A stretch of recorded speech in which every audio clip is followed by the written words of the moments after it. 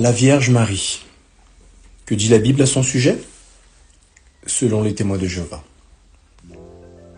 La Bible dit que Marie, la mère de Jésus, a eu un privilège unique. Elle est devenue enceinte alors qu'elle était toujours vierge.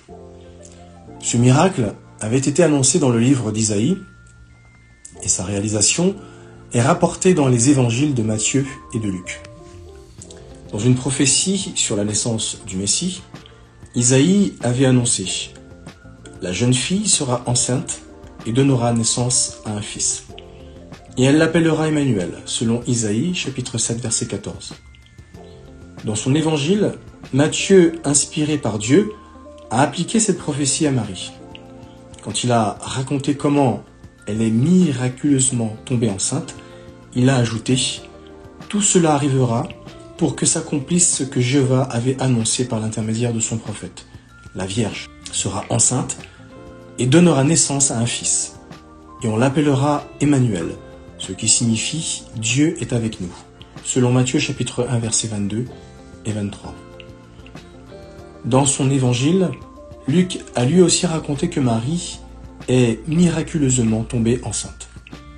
Il a écrit que Dieu a envoyé l'ange Gabriel chez une vierge qui était promise en mariage à un homme appelé Joseph, un descendant de David. Et le nom de la Vierge était Marie, selon Luc chapitre 1 versets 26 et 27. Marie elle-même a dit qu'elle était vierge. Quand l'ange lui a annoncé qu'elle deviendrait la mère de Jésus, le Messie, elle a demandé « Comment cela arrivera-t-il puisque je n'ai pas de relation sexuelle avec un homme ?» selon Luc chapitre 1 verset 34. Comment une femme vierge a-t-elle pu être enceinte? Marie est devenue enceinte par le moyen de l'Esprit Saint, la force de Dieu en action, selon Matthieu chapitre 1 verset 18. L'ange a dit à Marie, « De l'Esprit Saint viendra sur toi, et de la puissance du Très-Haut te couvrira de son ombre. C'est pourquoi l'enfant qui naîtra sera appelé Saint, le Fils de Dieu, selon Luc chapitre 1 verset 35.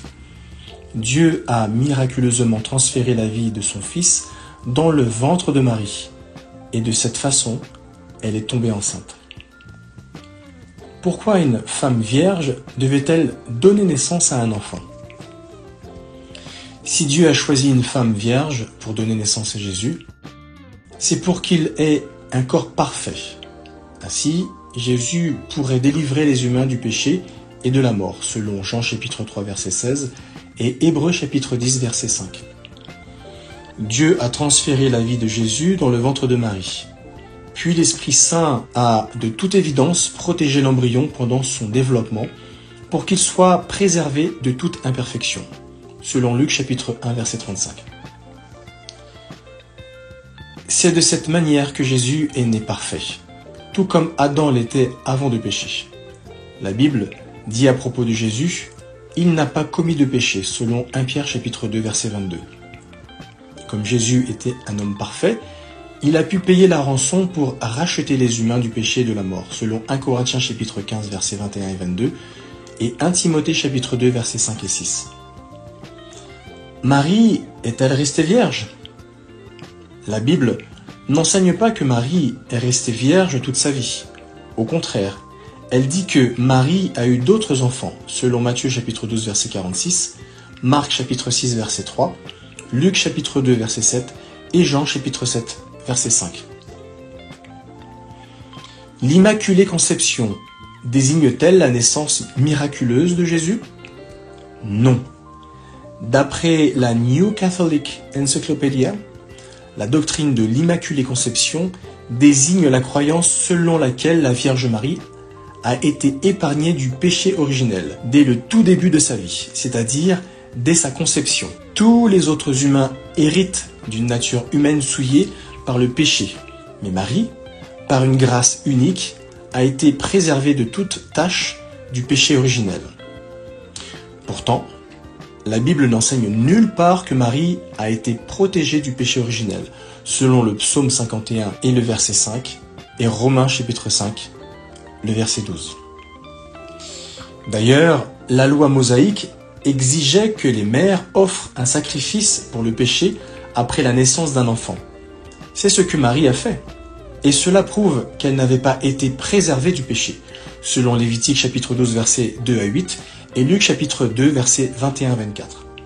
La New Catholic Encyclopedia déclare « L'Immaculée Conception n'apparaît nulle part explicitement dans l'Écriture.